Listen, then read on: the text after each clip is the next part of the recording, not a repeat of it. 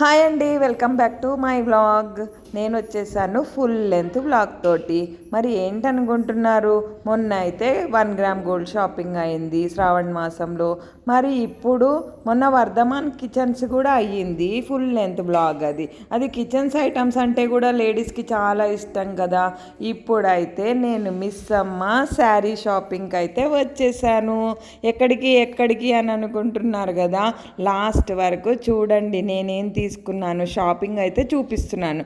First ఫ్లోర్లో అయితే అన్నీ కూడా ఫ్యాన్సీ ఐటమ్స్, యూత్కి సంబంధించిన లైట్ వెయిట్ శారీసు అన్నీ ఉన్నాయి. నేను చూసినవన్నీ కూడా మీకు చూపిస్తాను. మిస్ అమ్మ మాది కాదు మనది అన్నది మటుకు కాన్సెప్ట్ అయితే నిజమే అనిపించింది. వెళ్ళిన తర్వాత అయితే వెళ్ళనన్ని రోజులు ఓన్లీ క్యాప్షనే అనుకున్నాను, కానీ నిజంగానే మిస్ అమ్మ మనది కాదు మాది కాదు మనది అన్నది మటుకు నిజమే. కానీ శారీస్ అయితే సూపర్గా ఉన్నాయి. కింద గ్రౌండ్ ఫ్లోర్లో మటుకు అన్ని పెళ్లి షాపింగ్స్ ఉన్నాయి. కంచిపట్టు చీరలు, బెనారస్ చీరలు, మంగళగిరి పట్టు అన్ని శారీస్ కూడా ఉన్నాయి. ఇవి ఇప్పుడు నేను చూపిస్తున్నవైతే బాందినీ శారీస్. సరే, ఇక ఇప్పుడైతే రీసెంట్గా ఓపెన్ చేసిన లాస్ట్ మంత్ ఏస్రావ్ నగర్ బ్రాంచ్కి అయితే వెళ్ళాను. ఏస్రావ్ నగర్ బ్రాంచ్లో అయితే శారీస్ ఉన్నాయండి. అసలు యాంబియన్స్ కూడా, వాళ్ళు వెళ్ళినప్పుడు రిసీవింగ్ కూడా చాలా చాలా బాగుంది. నిజంగా చెప్తున్నాను. ఈ బాందినీ కలర్ అయితే, బాందినీ శారీ అయితే చాలా బాగుంది, చాలా నచ్చింది కూడా. మనకు వర్తబుల్ 1250 నుంచి 2500 ఉన్న శారీ మనకి ఆఫర్లో అయితే ఇస్తున్నారు. ఇప్పుడు నేను ఏ శారీ గురించి కూడా రేట్ అయితే చెప్పను. మీరు ఒకసారి మటుకు విజిట్ అయితే కానీ మిస్ అమ్మ గురించి మీరు కూడా ఒక ఎక్స్పెక్టేషన్స్ అయితే చేయలేరు. ఇక అయితే చెప్పాలనంటే మన హైదరాబాదులో ఎన్ని బ్రాంచెస్ ఉన్నాయని అయితే నేను చెప్తాను. ఇప్పుడు నిజామాబాద్లో ఫస్ట్ బ్రాంచ్ ఉందని నాకు తెలుసు. నేను విజిట్ చేద్దాం అనుకున్నా నిజామాబాద్లో, ఎందుకంటే మా ఇంట్లో ఒక మ్యారేజ్ ఉంది. ఆ మ్యారేజ్కి నేను నిజామాబాద్ వెళ్దాము అనుకున్నా. తర్వాత నెక్స్ట్ బ్రాంచ్ వచ్చి మదీనాగూడలో కూడా నిస్సమ్మ బ్రాంచ్ ఉంది. తర్వాత రీసెంట్గా సుచిత్రలో కూడా ఓపెన్ చేశారు. సుచిత్ర బ్రాంచ్ కూడా బాగా క్లిక్ అయింది. ఇంకా last final but not least అని చెప్పి ఏస్రావ్ నగర్లో ఓపెన్ చేశారు. నేనైతే నాకు నియర్గా ఉందని చెప్పి ఏస్రావ్ నగర్ బ్రాంచ్కి అయితే విజిట్ చేశాను. సూపర్. ఇక అయితే శారీస్ లైట్ వెయిట్ కానీ, యూత్ ఇప్పుడు కాలేజీ వాళ్ళ గురించి వస్తే అసలు పెళ్ళిళ్ళకి పార్టీ వేర్, ఇంకా కాలేజీ గురించి వస్తే కాలేజీలలో ఈవెంట్స్ ఉంటాయి కదా, ఆ శారీస్ ఉన్నాయి. అసలు చెప్పడానికి నాకు చేత కావట్లేదు. అది నేనైతే ఇప్పుడు ఫైనల్గా చెప్తున్నా. ఇంకా శారీసు అన్నీ కూడా రెడీమేడ్ బ్లౌజెసే ఉన్నాయి.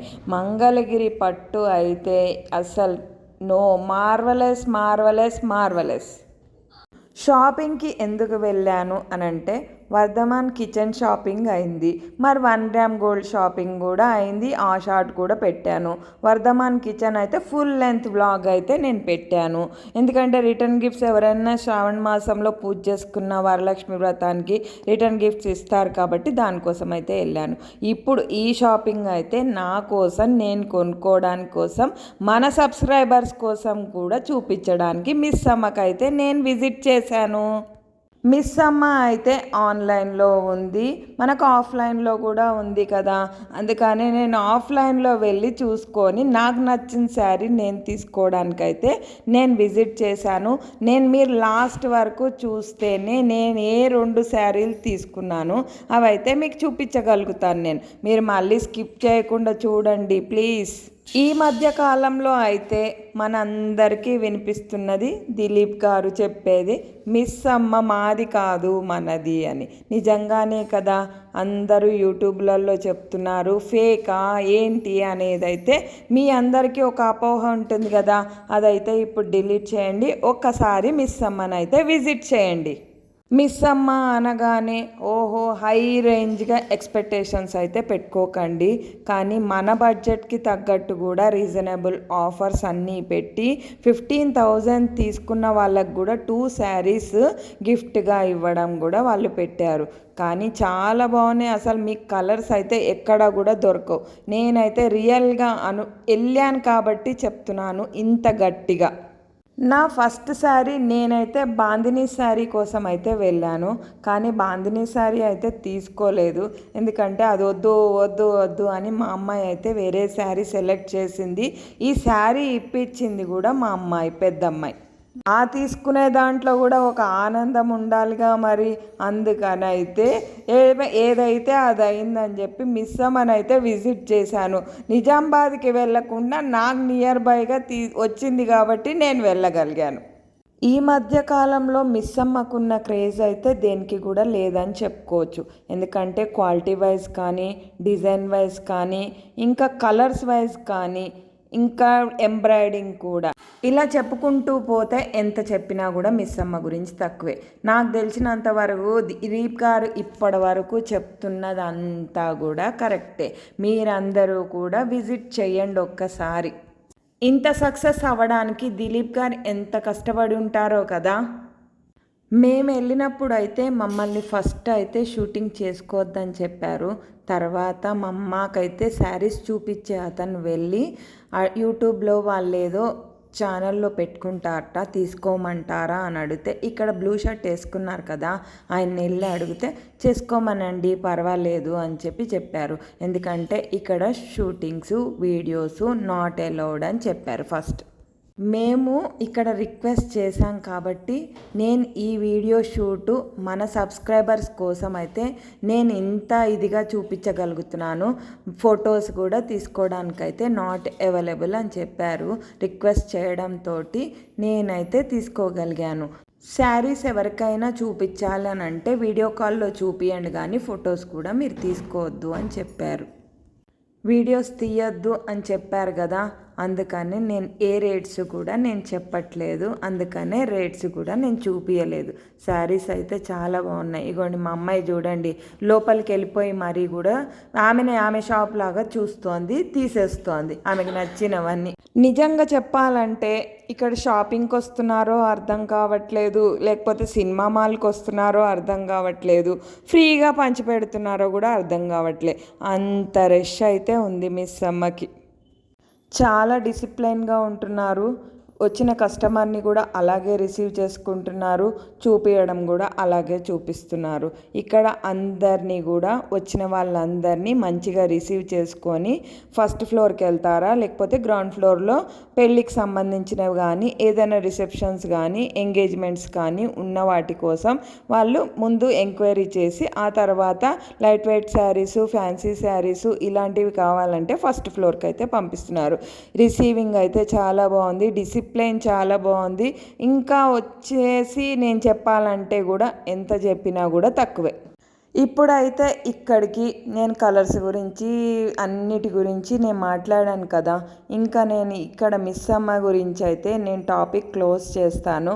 ఇంకొక మంచి కంటెంట్ తోటైతే నేను ఈ ఒక కథ కానీ లేదంటే నా లైఫ్ స్టోరీ కానీ చెప్దామని నేను అనుకుంటున్నా. నాకు ఏది నచ్చితే అది చెప్తాను, మీరైతే స్కిప్ చేయకుండా వినండి. ఒక కథ అయితే బాగుంటుంది, నవ్వుకుంటారు కూడా. ఆ కథ నేను చెప్తాను, ఇప్పుడు వినండి. లాస్ట్లో అయితే నేను ఏ శారీస్ తీసుకున్నానో ఆ శారీ క్లిప్స్ కానీ ఫొటోస్ కానీ చూపిస్తాను, మీరు చూసేసేయండి. నేనైతే ఇప్పుడు శారీస్ టైలరింగ్కి కూడా ఇచ్చేసాను. మరి ఇప్పుడైతే మీరు సస్పెన్స్ కాదు జోక్గా తీసుకొని ఈ కథనైతే వినండి. ఇది మా అమ్మాయి ఒక దగ్గర చదివి చెప్పింది, నాకైతే ఫన్నీగా అనిపించింది. అందుకని మీరు కూడా సీరియల్ అన్నీ ఎంజాయ్ చేస్తూ నేను చెప్పే కథనైతే విని ఎంజాయ్ చేయండి. తర్వాత మీరు అందరూ కూడా కామెంట్ చేయండి. అన్ని దేశాటనలు తిరిగే ఒక అతను ఉన్నాడనమాట. అతను అన్ని ఊర్లు వెళ్తూ వెళ్తూ వెళ్తూ ఒక ఊరికి వచ్చాడు. అతనికి ఎక్కడైనా ఉండాలి కదా మనం ఎక్కడికైనా వెళ్ళినప్పుడు కూడా. అలాగే అతనికి కూడా ఒక వసతి కోసం ఆయన ఆగి చూస్తూ ఉండగా ఒక ఇల్లు అయితే అతనికి కనపడ్డది. అక్కడ తలుపు కొట్టి, అయ్యా నేను ఈరోజు మీ ఇంట్లో ఉండొచ్చా అని అడిగాడు. ఆ ఇంట్లో తలుపు కొట్టిన తర్వాత ఆ ఇంట్లో ఉన్న వ్యక్తి బయటికి వచ్చాడు. అయితే బయటికి వచ్చి ఏంటి నాయనా అని అడిగితే, ఏం లేదండి, ఈరోజు నేను ఇక్కడ నిద్రించి నేను రేపు పొద్దున్నే వెళ్ళిపోతాను అని అతను చెప్పాడు. అయితే సరే, నేను ఒక షరతు చెప్తాను, అలా అయితే నువ్వు నా దగ్గర ఉండు. ఇంకొకటి, నాకు భార్య పిల్లలు కానీ ఎవరూ లేరు అని చెప్పాడు అతనికి. ఒక షరతు ఏంటి అని అడిగాడు అతను. ఆ షరతు గురించి ఏమిటి అని అంటే, నేను 4 ప్రశ్నలు అయితే అడుగుతాను. ఆ ప్రశ్నలకి నువ్వు సరైన సమాధానం చెప్తే సరే, నువ్వు ఈరోజు రాత్రి ఇక్కడ ఉండవచ్చు. లేదు అని అంటే గనక నువ్వు సరైన సమాధానం చెప్పని వాటికి అన్నిటికీ నీ చెంప మీద ఒక్కొక్క దెబ్బ కొడతాను అని చెప్పాడు. అంత కఠినమైన ప్రశ్నలు ఏముంటాయని ఈ వసతి అడిగిన అతను అనుకుంటూ ఉంటాడనమాట. అయినా నేను ఇన్ని ఊర్లు తిరిగి ఇంత జ్ఞానిని నన్ను నాకు తెలియని ప్రశ్నలు ఏమన్నా అడుగుతాడా? అడగని, నాకేం భయం, నేను అన్నిటికీ సమాధానం చెప్పగలను అని సిద్ధపడ్డాడు. ముందుగా భోంచేసావా నాయనా అని అడిగాడు. లేదండి అని అంటే, సరే ముందుగా భోంచేద్దుగాని రా అని పిలిచి కంచంలో అన్నం పెట్టి పంచభక్ష పరమాన్నాలతో అతనికి భోజనం అయితే పెట్టాడు. ఇక తర్వాత ఆనందంగా నిద్రించవచ్చు కదా అనుకున్నాడు. కానీ శయనించడానికి వెళ్తూ ఉండగా ప్రశ్న అయితే స్టార్ట్ చేశాడు. మొదటిది, ఆ ఇంటి మూలలో అయితే ఒక పిల్లి ముడుచుకొని పడుకొని ఉందన్నమాట. అయితే ఆ వ్యక్తిని అడిగాడు, నాయనా అది ఏంటి అని. సరే, సాధారణంగా అయితే మనమేమనుకుంటాం, వీడికి ఏదో పిచ్చెక్కింది, పిల్లిని చూపించి ఏమిటి అని అడుగుతున్నాడు అని అనుకుంటాడు. అలాగే అతను కూడా అలాగే అనుకొని పిల్లి అని సమాధానం అయితే చెప్పాడు. చెంప మీద ఇప్పుడు ఒక్కలాగు పీకాడు. కాదు అన్నాడు. ఎందుకు అని అంటే, శుచిత్వం అని చెప్పాట. ఎందుకు అని అంటే, పిల్లి తనకి తాను శుచిగా శుభ్రంగా ఉంటుంది కదా అనే ఉద్దేశంతో శుచిత్వం అని చెప్పాడు అతనికి. అందుకనే ఒక చెంపదెబ్బ అయితే తిన్నాడు. ఇప్పుడైతే మనం 2వ ప్రశ్నలోకి అయితే వెళ్ళిపోదాం. మరి ఏం చెప్తాడో కూడా మీరు కూడా వినండి. మరి అందరిలాగానే మన ఇళ్ళల్లో కూడా బిందెలో లేకపోతే కుండలో చెంబులో ఏవో ఒకటి ఉంటాయి కదా. అలాగే చూపించి ఇంట్లో ఉన్న కుండని చూపించాడు. ఏంటి అని అడిగాడు. అది సాధారణంగా అయితే మనం ఏం చెప్తాం, కుండనో లేకపోతే అందులో మంచినీళ్ళు ఉన్నాయనో చెప్తాం కదా. అతను కూడా అలాగే మనలాగానే పప్పులో కాలేసి మంచినీళ్ళు అని చెప్పాడు. లాగి పెట్టి ఒక్కటి కొట్టాడు. మళ్ళీ వాడికి ఏం అర్థం కాలే, మైండ్ గింగిరాలు తిరిగింది. మంచితనం అని చెప్పాడు. ఇప్పుడు మనకైతే ఏం అర్థం కావట్లే కదా ఈ కథ. ఇప్పుడు మరి 3వ ప్రశ్నలోకి అయితే వెళ్ళిపోదాం. యాత్రికుడైతే వసతి కోసం వచ్చాడో లేకపోతే దెబ్బలు తినడానికి వచ్చాడో ఏమీ అర్థం కావట్లేదు. నేనైతే విన్నప్పుడు పగలబడి నవ్వాను. మీరు కూడా లాస్ట్లో అలాగే ఎంజాయ్ చేయండి. వసతి అడగడానికి వచ్చిన వ్యక్తి ఎదుటివాడిని చూసి భయభ్రాంతులకు లోనవుతున్నాడు. ఎందుకు అని అంటే, 3వ ప్రశ్న ఏం అడుగుతాడో నేను సరైన సమాధానం చెప్పకపోతే మళ్ళీ నేను దెబ్బలు తినాల్సి వస్తుంది కదా అని. 3వ ప్రశ్న అడగండి అని చెప్పాడు. అయితే ఇంటి ముందర, చలికాలం అనుకుంటా అది, ఇంటి ముందర నిప్పుల కణిక కట్టెలతోటి వెలిగించి ఉంది. దాన్ని చూపించి ఏమిటి అని అడిగాడు. మనం సాధారణంగా అయితే ఏం చెప్తాం, నిప్పులను లేకపోతే చలికి పెట్టుకున్న మంటలను ఏదో ఒకటి చెప్తాం కదా. అతను కూడా, వచ్చిన వ్యక్తి కూడా అలాగే చెప్పాడు, నిప్పండి అని. మళ్ళీ లాగి పెట్టి ఒక్కటి వీకాడు వాడిని. కాదు, అది సౌఖ్యం అని చెప్పి ఒక్కటి కొట్టాడని చెప్పా కదా మీకు. ఎందుకనంటే చలికాలంలో చలి మంట వేసుకుంటే అది మనకెంతో సౌఖ్యంగా ఉంటుంది కదా అని చెప్పి ఒక్కటి వీకాడు. 4వ ప్రశ్నలోకి అయితే వచ్చాం. ఇంకా ఏంటా అని భయాందోళన చెందుతూనే ఉండాలా వెళ్ళిపోవాలా, ఈ వసతి వద్దు ఏమొద్దు అనుకుంటూ మనసులో అయినా కూడా నుంచున్నాడు 4వ ప్రశ్నకి సిద్ధపడి. ఇంటి పైకప్పు చూపించి అది ఏమిటి అని అడిగాడు. వీడికి నిజంగానే ఇంట్లో ఎవరూ లేనందు మూలంగా వీడికి పిచ్చి పట్టినట్టుంది అనుకుంటున్నాడు వీడి మనసులో.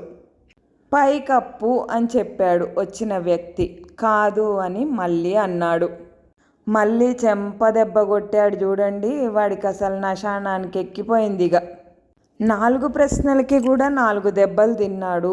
వసతి కోసం వచ్చాడో దెబ్బల కోసం వచ్చాడో వాడికి అర్థం కాలేదు. పైన చూపించి ఎత్తు, అది పైకప్పు కాదు అని చెప్పాడు చివరికి. ఇక్కడైతే ఇప్పుడు 4 ప్రశ్నలు అడిగేశాడు. 4 ప్రశ్నలకి సమాధానం తప్పులు చెప్పాడని చెప్పైతే కొట్టాడు. ఇతనికైతే మైండ్ అంతా బ్లాక్ అయినట్టుగా అయిపోయింది. అందుకనే ఒకసారి గాలి పీల్చుకుందాం, హాయిగా చల్లగా విశ్రాంతి తీసుకుందాం, వీడి నుంచి దూరంగా వెళ్ళిపోదామని వసతొద్దు ఏమొద్దని వచ్చి బయటకైతే వచ్చి నుంచున్నాడు.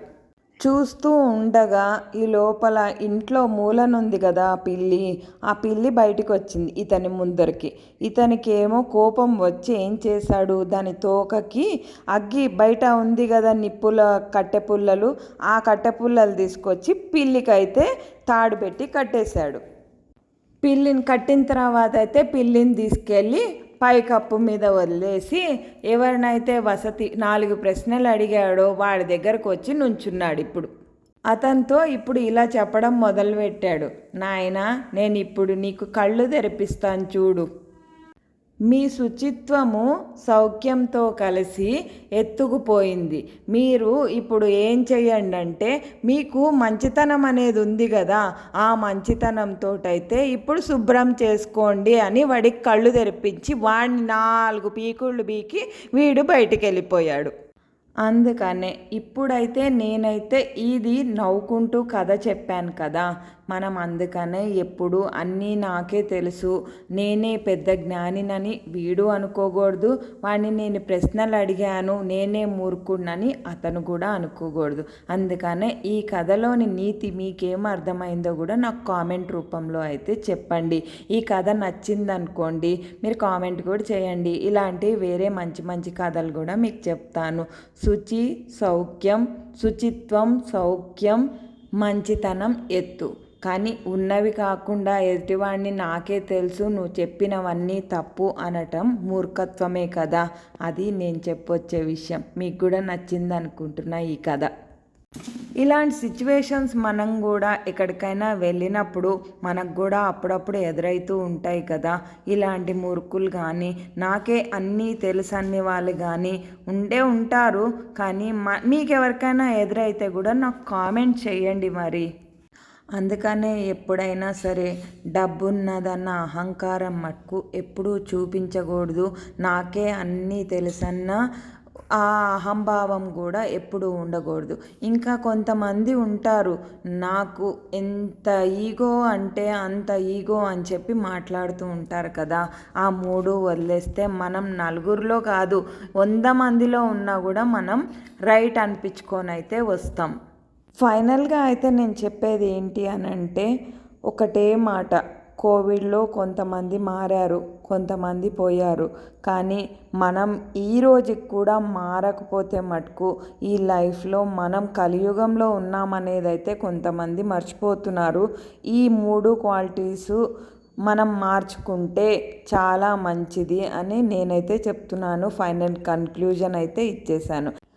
కథ చెప్పి ఇంత లెక్చర్ ఇస్తున్నానని అయితే అనుకోకండి. మీరు బోర్గా ఫీల్ అవ్వద్దు. ఈ శారీస్ చూస్తూ నేను చెప్పిన కథని మీరు ఎంజాయ్ చేస్తారని అయితే, నాకు నచ్చిన కథ మీరు కూడా నవ్వుకుంటారు బాగుంది అనే ఉద్దేశంతో చెప్పాను కానీ ఎవరిని ఉద్దేశించి అయితే కాదండి. నిజంగా చెప్తున్నాను నేను. మరైతే నేను ఇప్పుడు చెప్పాలనుకుంటున్నది ఏంటంటే, ఇక్కడ బాందినీ శారీస్లో మీరు ఎక్కడా చూడని వెరైటీస్ అయితే ఉన్నాయి. బాందినీలో కలర్స్ అయితే నేనైతే ఇదే ఫస్ట్ టైం.